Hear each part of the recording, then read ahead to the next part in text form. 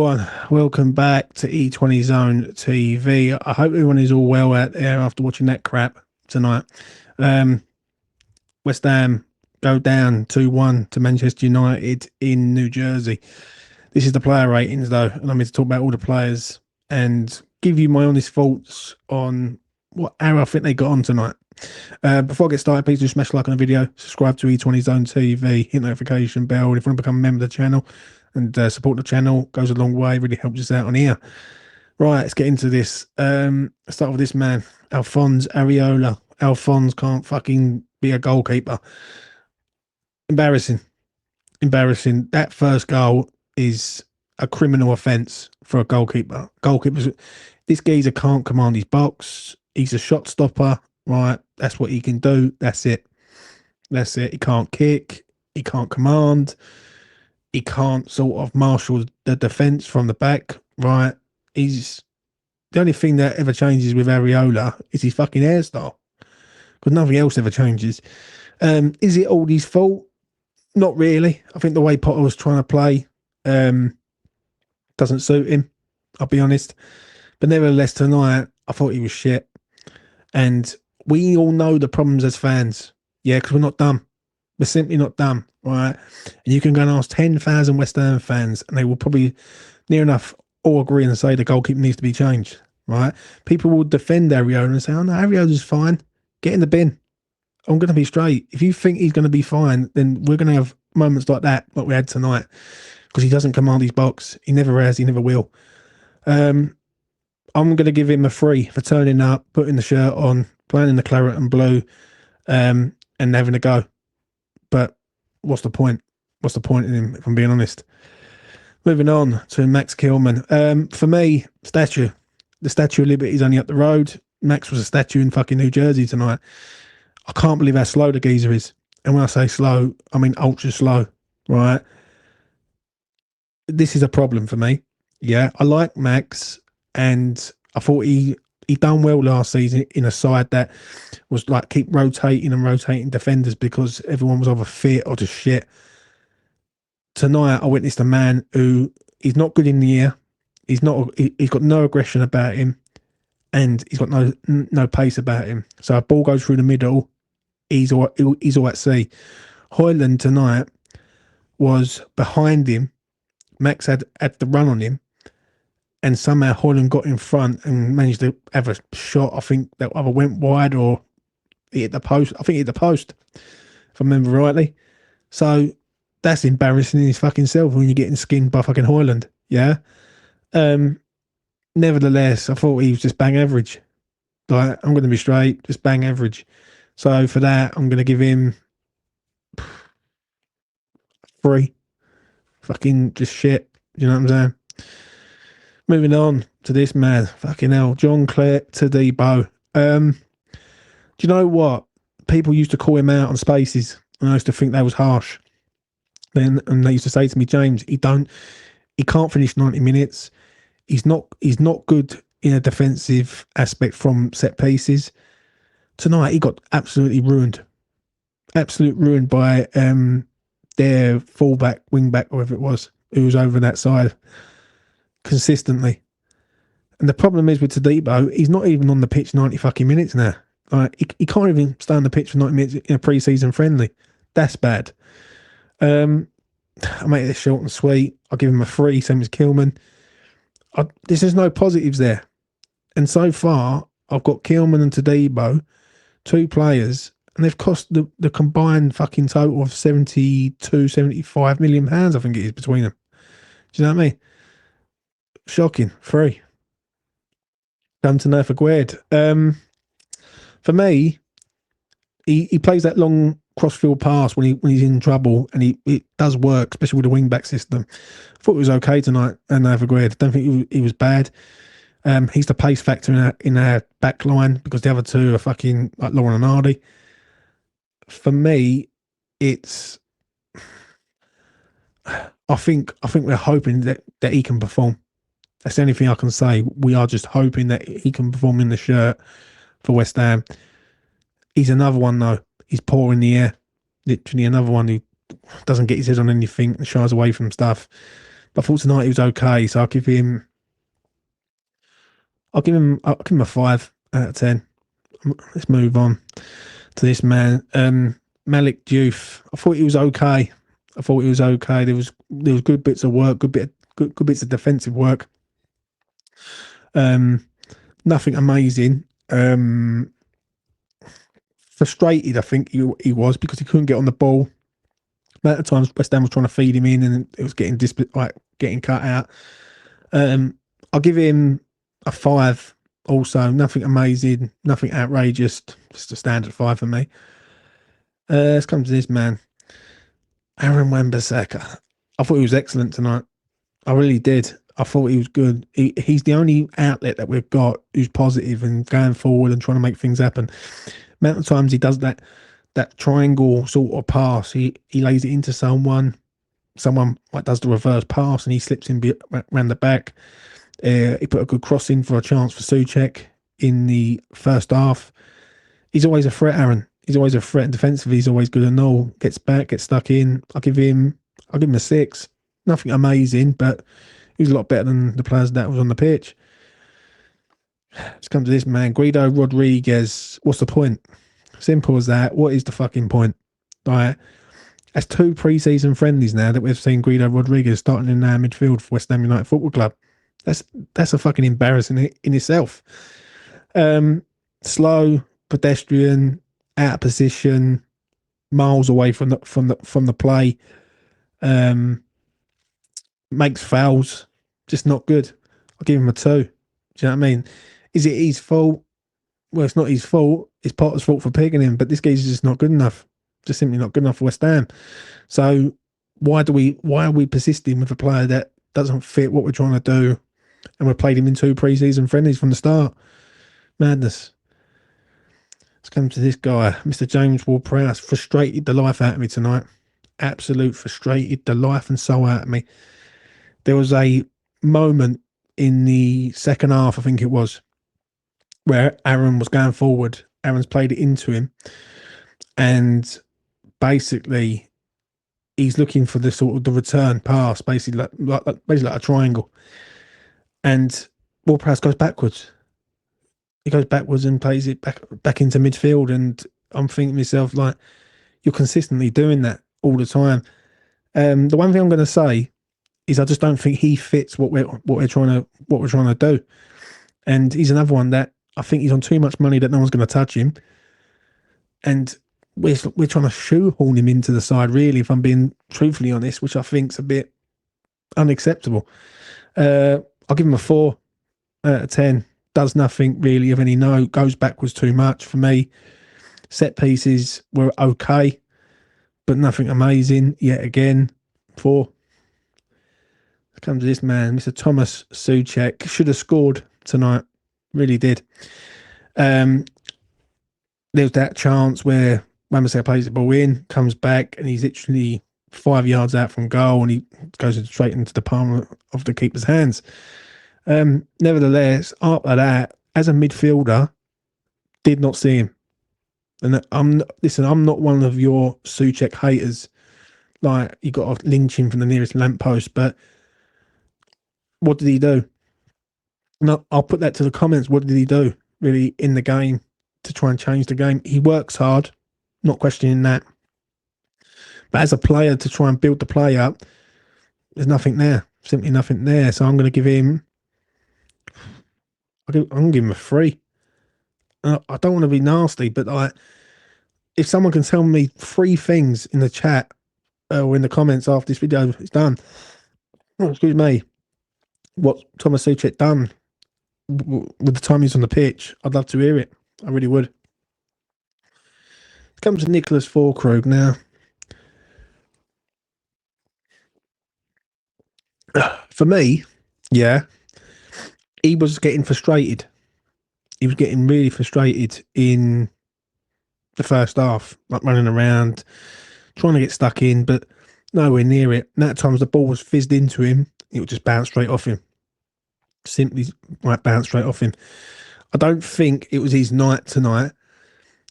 Is he the right guy to be up front with Bowen? That's the $1 million question. I personally think he's too slow. I think he's too slow in the moment when West Ham are breaking. All right, you need pace up there, and we just lack it. Just lack it with him. He holds the ball up well for Krug, and he's good at set pieces. Anytime there's a corner or a free kick coming in, he's always going to be deadly in them moments. But as a team that are trying to go through the middle of the park and play between the lines, I just don't think Krug's the guy. I thought he had a go, but and when I say I don't think he's the guy, I just don't see it. I just don't see it in what we're trying to do. Do you know what I'm saying? I think he's there. I think he's only here because we've got no one else. And that's the fact of the matter. So for tonight, I'll give him. I thought he just wasn't in the game at all, really. I thought he run around, he looked fit, looked well, but what did he do in the game? Nothing really of any note. Give him a 4 out of 10. Let's come to this man, Mr. Jared Bowen. What a player. Without him, we're nothing. Simple as that. West Ham United are nothing without this geezer. He carries us on his shoulders, and he's got fucking big shoulders, this kid. I think the goal is excellent. I think the effort at the end is from a tired player. I think that's it. If that's early in the first half, I think that's in the back of the net. But I don't know what he's thinking behind the scenes of what's really going on there. I see someone say it on social media about the position he's playing. Like he's coming from the right. And people are saying that they don't feel like it's right for him. I'm sort of in that camp a little bit. I've always liked Bowen as in a 4-3-3, inside forward, sort of linking up with the striker and having another wing on the other flank. But we ain't going to really see that until Somerville's back. But tonight, I thought Bowen was good. I thought he scored a goal. He could have scored another one. He worked hard. Every time he's on the ball, he looks like he's looking to make stank happen. For the goal and for the performance, I give him a 7. Nothing incredible, but 7, strong 7. I think it's fair. Right, let's come to the subs. Let's rattle through these. Lucas Paqueta comes on. I think he was in like a striker mode. Does some good touches. You can half see the difference when he comes on and he's up for it. Like he can make things happen with a blink of an eye. West Ham shouldn't be selling this geezer. Yeah. If they do, then we're in shit. Personally, for me, if he wants to go, then you got to let him go. But I'd keep him for a year, build him up, and then if he wants to go next year, then by all means. But I thought he'd done all right tonight. I'll give him. I think for the time he was on the pitch, I'll give him a high 5 for me.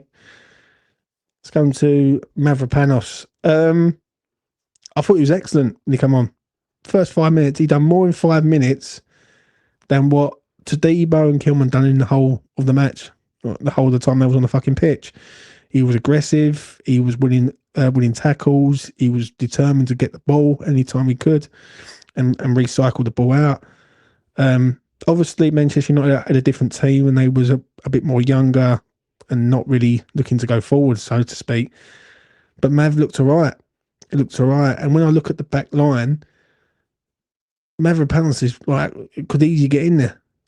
And he should be nowhere near it, really, if I'm being truthfully honest. So, yeah, for Mav, I'll give him a high 5, really. I ain't going to go mad and give like 7s and 8s for like cameos in a pre-season friendly. But for his performance, I'll give him a high 5, close to a 6 for me. Right. I thought he was all right. Let's come to this youngster. I thought he looked good. Never seen him before. Didn't know nothing about him. He gets given his opportunity. He had some good touches on the ball. People will be obviously gassing him up because he's a youngster and everything like that. For me, I'll give him a 5. I thought he was okay. Nothing incredible, but he had energy. He was better than the midfielders that we had. Now, I tell you, lie, I'm not going to give him a 5 because I'll be doing a disservice. I'll give him a high 5. I thought when the midfielders did come on and changed it, we looked better. So I'll give him a high 5, close to a 6 for me. Yeah, I'll tell you what, I'll give him a 6. I'll give him a 6 because then you could see the difference once he come on the pitch. So yeah, he's got a 6 out of 10 for me. Let's come to Potts. I thought he was all right. I thought he was all right. One thing I like about this kid, he's calm, very calm on the ball. And anytime he's in trouble, he seems to get himself out of trouble. The thing that irritates me tonight, which I will get to with the Graham Potter thing, is why is he not playing like from the start? You're supposed to be learning about the youngsters, and you're giving him fucking cameo roles for 20 minutes. Doesn't really make a lot of sense for me. Ferran gets a 6. Potts is going to get a 6-0 for me. Lewis Guilherme come on, looked fresh, looked alive, looked like he was going to try and do something. Same rules apply. Give him a 6-0. Right, the final rating of the evening. It is currently 3 o'clock in the morning, and I'm ready to go to bed. And that is Graham Potter. This is where it bugs me a little bit, because I want to back this man. Yeah, I really do. And then he'd go and do things that will just baffle me and a lot of other people. And when it goes wrong, he questions why is it going wrong. I do not understand what you're learning from Guido Rodriguez, Thomas Soucek and James Ward-Prowse in the middle of the park for West Ham United Football Club. I just don't get that one. Can't work that one out. Guido should never have been starting. Nevertheless, he picked the side. Yeah, he can't help that Areola's a prick, right?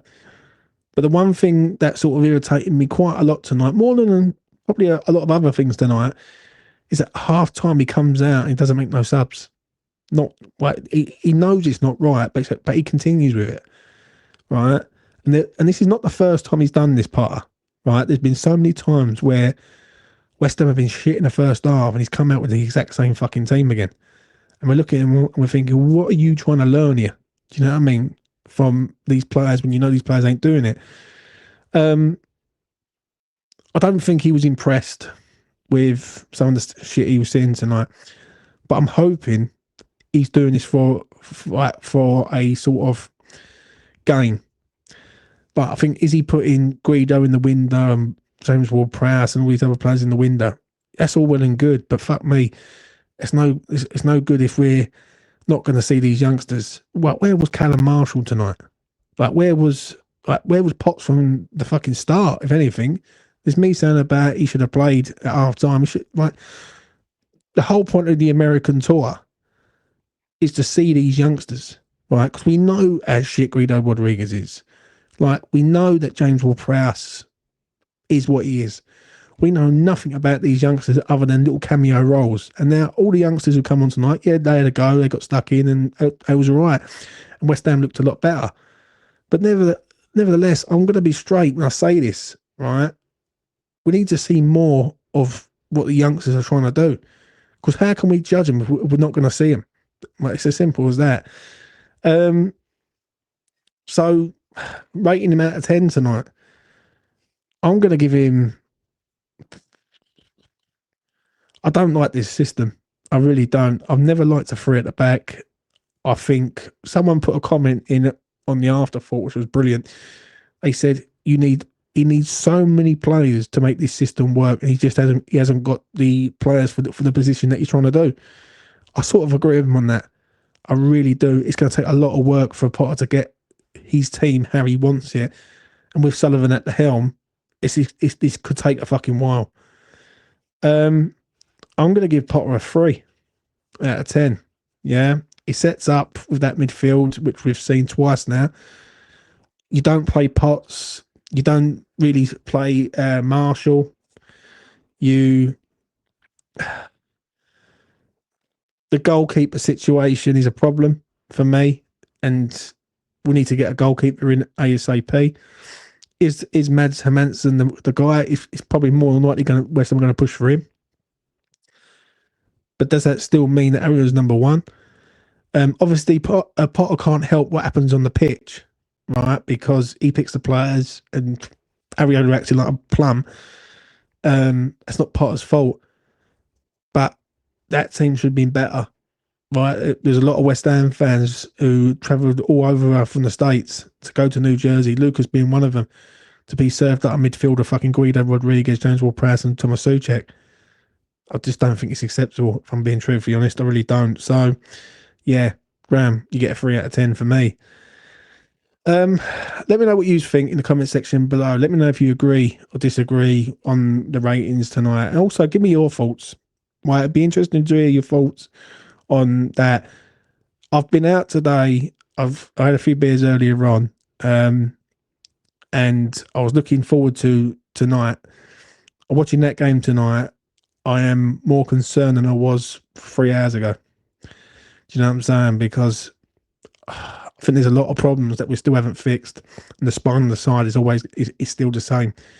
I think West Ham need to start sorting themselves. Let me get my words out. I think West Ham should start by sorting themselves out and basically sorting the spine of the side out. Otherwise, we're going to have a fucking season that we don't want to have. Simple as that. Anyway, that's enough from me from tonight. It's been a long old night. I'm going to bed. I've had enough. Manchester United 2, West Ham United 1. Player ratings. It's time to sleep. Peace.